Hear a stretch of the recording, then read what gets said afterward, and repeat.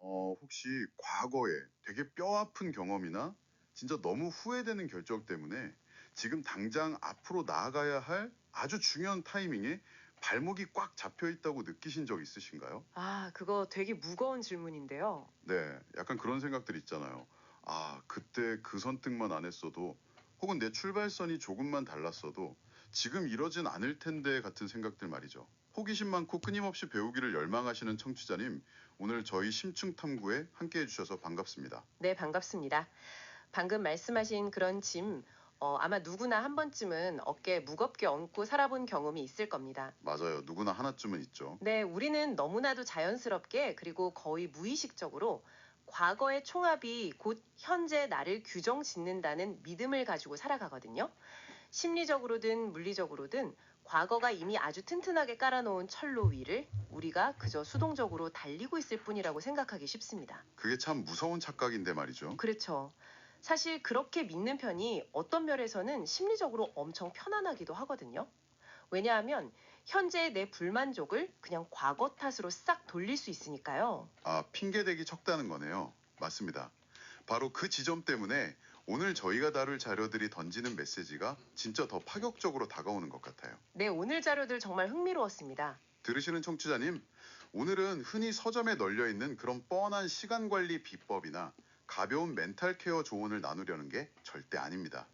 오늘 저희의 미션은 우리가 시간을 인식하고 소비하는 그 패러다임 자체를 완전히 뒤집어 버리는 겁니다. 완전히 부숴버리는 거죠. 네, 삶의 궤적을 바꿀 주도권을 어떻게 되찾을 것인가 이 질문을 풀기 위해서 저희가 두 가지 핵심 소스를 아주 꼼꼼히 뜯어봤습니다. 시각적 은유가 굉장히 강렬했던 그 프레젠테이션 자료 말씀이시죠? 맞습니다. 마스터링 카이로스라는 자료였고요.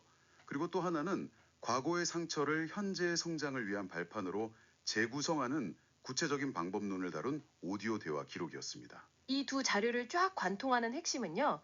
기존의 우리가 가진 상식에 대한 아주 유쾌하고 철저한 반격입니다.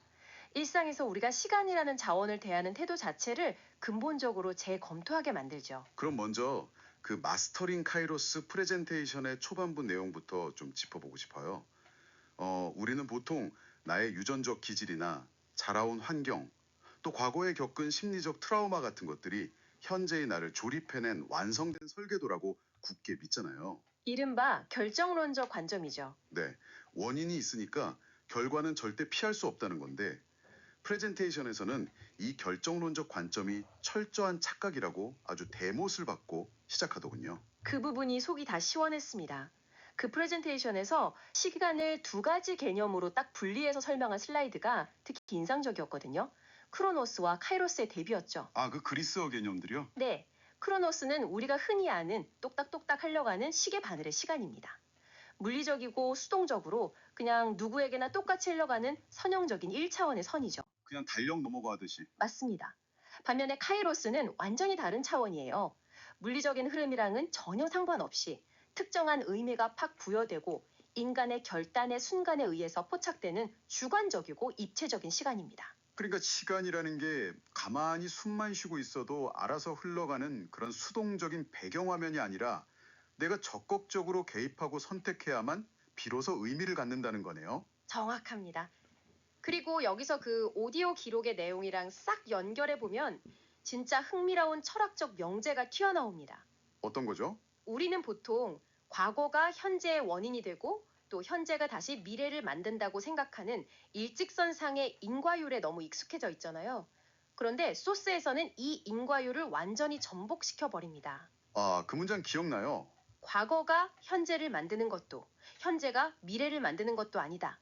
오직 미래가 현재를 빚어낸다 라고 말이죠. 와, 저 처음 그 대목 들었을 때는 솔직히 약간 멈칫했거든요. 미래가 현재를 조각한다고? 인과관계의 방향이 거꾸로 흐른다는 건가? 약간 이해가 안 갔는데. 처음엔 다들 그렇게 느끼죠. 너무 파격적이니까요. 네, 그런데 가만히 곱씹어 보니까 우리가 간절히 바라고 도달하고자 하는 미래의 비전이 내 머릿속에 확고하게 서는 순간 그 비전이 역으로 오늘 내가 어떤 행동을 하고 어떤 선택을 할지를 통제하기 시작한다는 뜻이더군요. 맞습니다. 목적론적인 관점인 거죠. 과거에 내가 무엇을 잃어버렸느냐 혹은 얼마나 상처받았느냐가 아니라 미래에 내가 어떤 사람이 될 것인가를 결정하는 그 순간, 현재의 행동 양식이 180도 달라집니다. 진짜 멋진 말이에요. 이 개념을 우리 일상적인 감각으로 확 끌어내려준 오디오 기록의 비유가 하나 있었잖아요. 요리 비유 말씀이시군요. 네, 그 요리 비유요. 청취자님도 한번 상상해 보세요. 우리가 과거에 겪은 숱한 일들, 심지어 내 머릿속에서 진짜 지우고 싶은 끔찍한 기억들조차도 도마 위에 덩그러니 놓인 원재료에 불과하다는 겁니다. 그 원재료라는 단어가 참 와닿더라고요. 그렇죠. 밀가루, 소금, 그리고 유통기한이 아슬아슬하게 진짜 오늘 내일 하는 우유가 우리에게 주어졌다고 가정해 보는 거예요. 이런 안 좋은 재료가 주어졌다고 해서 무조건 배탈이 나는 망친 요리가 탄생해야만 하는 건 아니라는 거죠. 그 원재료 비유가 진짜 훌륭한 이유는요. 과거가 결코 피할 수 없는 결론을 강요하지 않는다는 점을 명확하게 보여주기 때문입니다. 결론이 아니다. 네. 네, 과거는 단지 현재 우리가 발딛고 있는 맥락만을 제공할 뿐이에요. 유통기한이 임박한 우유라는 좀 불리한 맥락이 주어졌어도 그걸로 억지로 냄새나는 상한 빵을 구워낼지 아니면 그 상태를 오히려 역이용해서 아주 훌륭하게 발효된 고급 치즈를 만들어낼지는 전적으로 요리사의 재량입니다. 와, 상한 우유로 고급 치즈를 만든다. 네, 과거라는 설계도는 한번 그려지면 끝나는 고정불변의 것이 아니라 언제든 내 맘대로 수정될 수 있는 초안인 셈이죠. 근데 전문가님, 네? 저는 이 지점에서 약간 브레이크를 밟고 예리한 질문을 하나 던지고 싶었어요. 좋습니다. 어떤 질문이죠? 실존주의적 관점에서 결국 그 해석의 권한이 오직 지금의 내게 있다는 건 머리로는 완벽하게 이해가 되는데 이게 자칫하면 슬픈 일도 무조건 억지로 긍정적으로 생각하세요? 라는 식의 이른바 유독한 긍정주의로 빠질 위험은 없을까요? 톡식 포지티비티 말씀이시군요. 네, 상처로 엄청 고통받는 사람한테 야, 이건 다 네가 요리하기 나름이야. 긍정적으로 생각해. 라고 말하는 건 때로는 진짜 너무 가혹하고 폭력적으로 들릴 수도 있잖아요. 아주 날카롭고 진짜 중요한 지적입니다. 청취자님들도 이 부분은 꼭 오해 없이 들으셔야 하는데요. 오디오 기록의 화자도 그 부분을 굉장히 조심스럽고 세밀하게 다루고 있어요. 어떻게 다루고 있죠? 때 아닙니다. 고통스러운 사건을 마치 내 인생에서 아예 없었던 일인 것처럼 예쁘게 포장을 하는 뜻이 아니에요. 아파도 안 아픈 척 하라는 게 아니군요. 전혀 아니죠. 오히려 그 고통의 실체를 똑바로 마주하되 내 인생의 최종 결론을 그 과거의 고통에 넘겨주지는 않겠다는 아주 치열하고 능동적인 의지를 말하는 겁니다. 아, 단순히 정신 승리를 하라는 게 아니라 주도권 싸움이네요. 정확합니다. 주도권 싸움이죠. 그 프레젠테이션에 등장했던 프리즘 비유가 그 능동적인 의지를 진짜 잘 시각화해줬어요. 과거에 일어난 고정된 사실이라는 빛이 지금의 나라는 프리즘을 딱 통과할 때 빛의 굴절이 일어난다는 거잖아요. 네, 프리즘의 각도에 따라 빛이 꺾이는 것처럼요. 맞아요. 동일하게 참담한 실패의 경험이라도 어떤 사람의 프리즘을 통과하면 평생 숨기고 싶은 수치스러운 오점으로 굴절되지만 다른 사람의 프리즘을 통과하면 아, 이건 성장을 위한 뼈아픈 오답 노트다. 라는 눈부신 빛으로 굴절됩니다. 그렇습니다. 여기서 핵심은 심리학에서 말하는 인지적 재구성이라는 개념이에요. 고정된 사실 자체를 화이트로 싹 지워버릴 수는 없지만 그 사실에 어떤 의미의 꼬리표를 붙이고 내 삶에 어떤 에너지원으로 사용할지는 철저하게 현재의 내가 통제할 수 있다는 겁니다. 의미의 꼬리표를 내가 새로 단다? 네, 기억이란 과거의 돌에 꽝꽝 새겨진 딱딱한 텍스트가 아니라 현재 우리가 매 순간 새로 빚어낼 수 있는 부드럽고 유연한 점토와 같습니다. 기억이 유연한 점토라면 우리는 그걸 어떻게 빚어야 할까요? 이 질문에 대한 답으로 자료에서는 인간이 본질적으로 서사적 정체성을 지닌 존재라는 점을 강조하더라고요. 네, 내러티브 아이덴티티죠. 우리는 그저 파편화된 사실들을 시간순으로 쭉 수집하는 창고가 아니라 내 삶이라는 영화의 메인 플롯을 짜는 편집자라는 거예요. 영화 편집 비유가 아주 찰떡이었습니다. 수백 시간 분량의 촬영 원본이 과거의 사실들이라면 편집자는 그 수많은 컷 중에서 어떤 조각을 메인 갈등 구조로 삼고 어떤 조각을 과감히 잘라내거나 아니면 배경음악으로 쓱 덮어버릴지 결정하잖아요. 감독의 권한이죠. 그렇죠. 그 편집의 방향성에 따라 동일한 촬영본을 가지고도 나는 세상에 억울하게 당하기만 한 비극의 희생자가 될 수도 있고 반대로 끔찍한 고난을 기억고 극복해내는 서사시의 영웅이 될 수도 있습니다. 이 주도권을 설명하기 위해서 오디오 기록에서 진짜 생동감 넘치는 야구 글러브 비유를 들려주는데 와, 저는 이 대목에서 일종의 해방감마저 느꼈어요. 저도 그 비유 들으면서 무릎을 쳤습니다. 청취자님도 머릿속으로 야구장 마운드를 한번 상상해 보세요. 투수 마운드에 선 과거는 타석에선 우리를 향해서 통제할 수 없는 공들을 진짜 마구 던져냅니다. 아주 위협적인 공들이죠. 네, 때로는 등 뒤로 빠지는 어이없는 폭투도 있고 내 얼굴을 향해 날아오는 무시무시한 빈볼 위협구도 있죠. 열악한 유년 시절, 갑작스러운 사고나 질병, 아니면 굳게 믿었던 사람의 배신처럼 우리는 애초에 그 공의 궤적과 속도를 선택할 권한이 전혀 없었습니다. 글러브를 끼고 무방비 상태로 멍하니 날아오는 공을 바라봐야만 했던 억울한 상황이죠. 맞아요. 그런데 소스에서 엄청 강조하는 반전은 이겁니다. 그 통제불능의 무서운 공이 쉥이 날아와서 내 손에 끼워진 포수 글러브에 퍽 하고 꽂히는 바로 그 순간. 시간의 주도권은 과거에서 현재로 100%싹 넘어옵니다. 퍽 하는 소리와 함께 주도권이 교체되는 거군요. 과거가 던진 공이 아무리 무겁고 위협적이었더라도 이제 그 공은 내 글러브 안에 얌전히 들어와 있습니다. 그 공을 다닥에 화내면서 패대기 칠지 아니면 1루 주자를 잡기 위해 아주 빠르고 정확하게 2루로 송구할지 다음 동작을 결정하는 건 오직 현재의 내 몫이라는 겁니다. 이 방송을 듣고 계신 청취자님들 각자에게도 지금 과거로부터 날아온 무거운 공들이 손에 쥐어져 있을 겁니다. 그 공이 얼마나 뜨겁고 아팠을지 저희 같은 타인은 온전히 짐작할 수조차 없겠죠. 감히 이해한다고 말할 수 없는 큰 아픔일 수도 있고요. 네. 하지만 자료가 던지는 메시지는 너무나 명확합니다. 이미 내 글러브에 들어온 이상 다음 플레이를 질질 지연시키면서 마운드에 있는 투수, 즉 과거를 원망만 하고 있을 수는 없다는 겁니다. 원망해봐야 경기 시간만 흘러가니까요. 맞습니다. 이제 주도권은 온전히 글러브를 낀 사람, 바로 청취자님에게 있습니다. 자, 여기까지는 철학적이고 심리학적인 통찰이었는데 오디오 기록의 후반부로 넘어가면서 이 대화의 방향이 갑자기 과학, 그것도 막 양자역학 같은 물리학의 영역으로 확 확장되잖아요. 분위기가 확 반전되죠. 솔직히 저는 들으면서 여기서 갑자기 물리학이 왜 나오지? 이분들 갑자기 산으로 가나? 하면서 들었는데 그 연결고리가 너무나도 정교해서 소름이 돋았습니다. 저도 동의합니다. 그 부분이 이번 심층탐구 자료의 가장 빛나는 백미 중 하나였어요. 심리학적 주도권의 문제를 양자역학과 복잡계 이론으로 증명해내려는 아주 과감한 시도였죠. 네, 양자역학이요. 양자역학적 세계관으로 보면 우리가 굳게 믿고 있던 고전적인 원인과 결과의 사실이 툭 끊어집니다.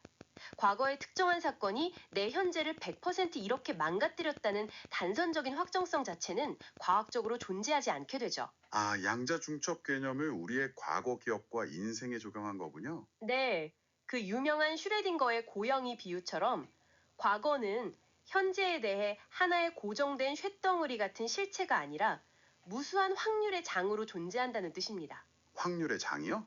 네가 과거에 끔찍하게 실패했다는 사실 하나가 내 인생을 완전히 망칠 확률, 오히려 나를 엄청나게 단단하게 만들 확률, 또는 나중에 비슷한 아픔을 겪는 다른 사람을 돕는 밑거름이 될 확률 등 수많은 평행우주적인 가능성들이 겹쳐져 있는 상태라는 거죠. 그럼 그렇게 안개처럼 겹쳐져 있는 무수한 가능성의 구름 속에서 단 하나의 뚜렷한 현실을 쿡 집어내어 현실로 딱 붕괴시키는 관측자의 역할은 도대체 누가 하는 건가요?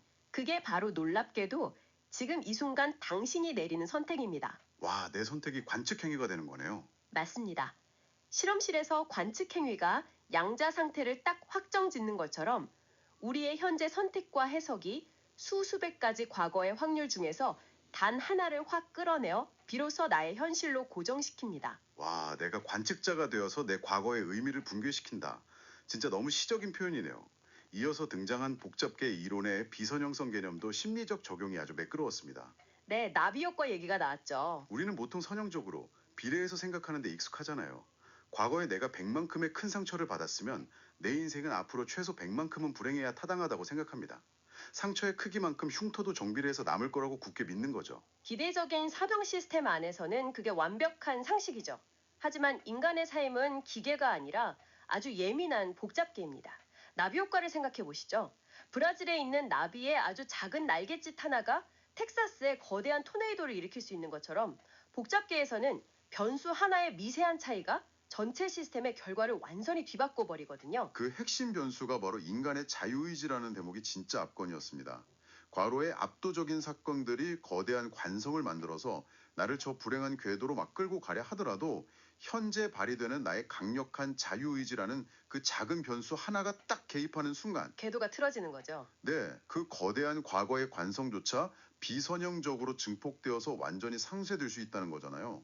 자유의지야말로 과거가 닦아놓은 그 뻔하고 우울한 궤도를 이탈해서 완전히 새로운 궤도로 내 우주선을 튕겨져 나가게 만드는 유일한 로켓 엔진인 셈이네요. 정말 아주 정확하고 아름다운 요약입니다.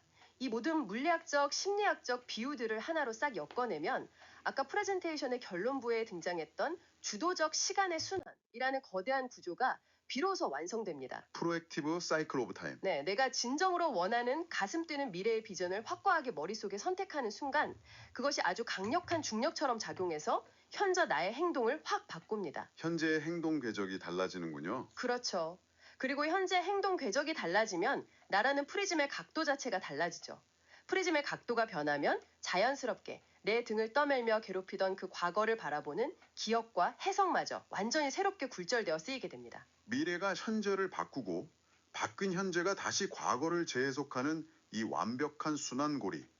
결국 우리는 시간이라는 거대한 강물에 힘없이 휩쓸러 떠내려가는 종속자가 아니라 물길의 방향을 지휘하고 댐의 수문을 내 마음대로 열고 닫는 주관자가 되는 거군요. 시간의 지배자가 되는 거죠. 자, 그렇다면 이 방대하고 깊은 논의들을 우리의 실제 일상생활에 어떻게 안전하게 착륙시켜야 할까요? 철학적인 요리 비유와 생동감 넘치는 야구 글러브를 지나서 양자역학과 복잡계 이론까지 진짜 깊숙이 파고 들어봤는데요. 이 모든 탐구를 관통하는 단 하나의 가장 실용적인 메시지를 청취자님께 요약해보자면 이렇습니다. 과거에 벌어진 사실은 단 1mm도 바꿀 수 없지만 그 과거가 오늘 내 삶에 미치는 영향력과 태도는 바로 지금 이 순간 당장 바꿀 수 있다. 네, 과거를 나를 옥죄고 끌어내리는 무거운 철창이나 족쇄로 절대 방치하지 마십시오. 오히려 앞으로 나아가기 위한 가장 밀도 높고 강력한 원재료로 삼아야 합니다. 맞아요. 그 상한 우유로 치즈를 만들듯이요. 깊은 상처를 극복해 본 사람만이 가질 수 있는 타인에 대한 압도적인 공감 능력 혹은 뼈아픈 실패를 경험해 본 사람만이 가질 수 있는 날카로운 전략적 통찰력은 그 어떤 온실 속의 평범한 과거도 만들어낼 수 없는 진짜 최고급 식재료입니다. 전적으로 동의합니다.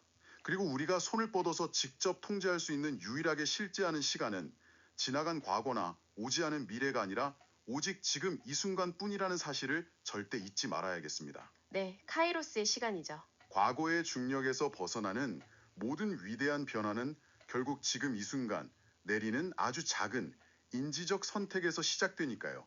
청취자님, 오늘 하루가 가기 전에 조용히 시간을 내어서 과거의 무거운 기억 하나를 상상 속 도마 위에 툭 올려놓고 예전과는 전혀 다른 프리즘의 각도로 비추어 보는 인지적 재구성의 편집 작업을 한 번쯤 꼭 시도해 보시기를 권합니다. 대화를 마무리하기 전에요. 오늘 우리가 다룬 이 자료들의 논의를 한 차원 더 멀리 밀고 나아가서 완전히 새로운 생각거리 하나를 청취자님께 툭 던져드리고 싶습니다. 오, 기대되는데요. 어떤 거죠? 이 부분은 소스에 직접 텍스트로 등장하지는 않지만 오늘 나눈 소스의 궤적을 쭉 연장해 보면 자연스럽게 도달하게 되는 아주 도발적인 사유입니다. 도발적인 사유요? 만약 시간의 흐름이 정말로 일직선으로 흐르는 게 아니라면 어떨까요?